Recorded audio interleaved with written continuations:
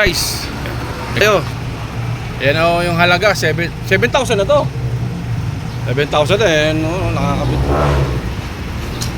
Punta lang tayo Leyte. Tingnan natin, bossing. Oo, sasagad natin. Leyte kasi ang punta natin. Ito ang bill ko, 7,000.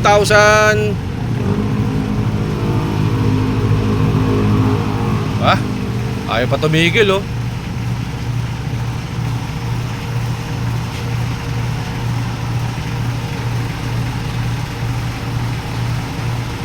Isang full tank ko na sagad.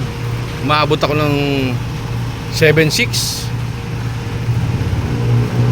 7,600. Hindi pa sagad yan oh.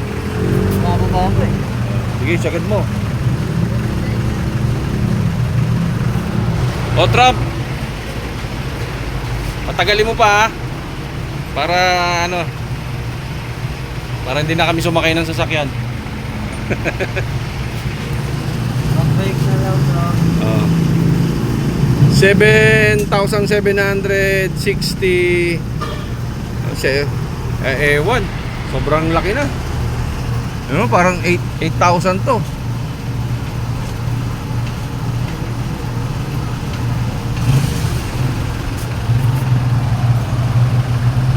Parin puno.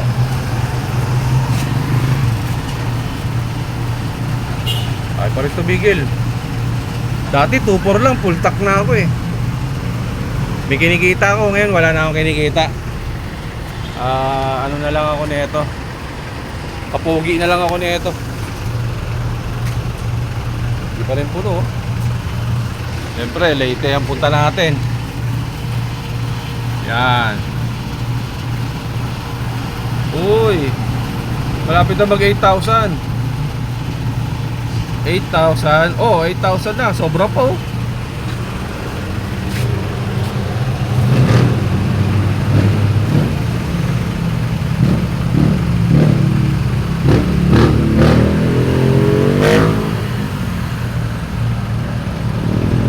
Sabi kasi pag sa Shell ka doon nagpakarga, matagal matunaw.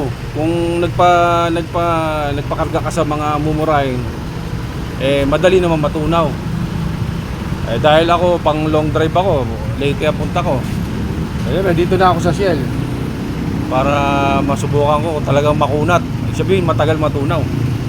Diba? Basta malayo ako makakarating, yun ang kailangan ko para meron tayong may uwi sa pamilya. Pero hindi pa rin puno.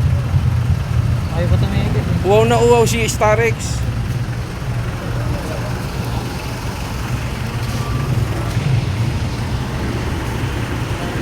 O 8,200 bla bla bla.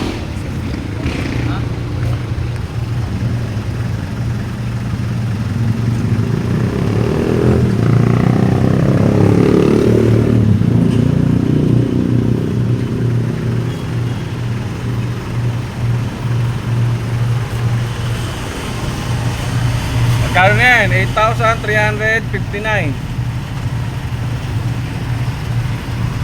Okay, 8,500 pa yata to. Ano, tatagal pa tayo?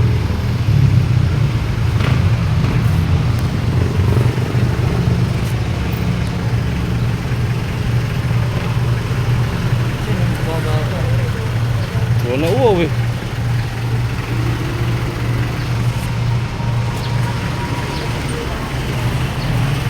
$8,500 muna lang.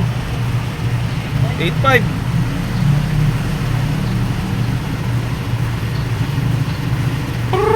Yan, 8,500. Malalim pa. Lalim pa oh. Layo pa, bumababa pa oh. Wala na. Ayun lang oh guys.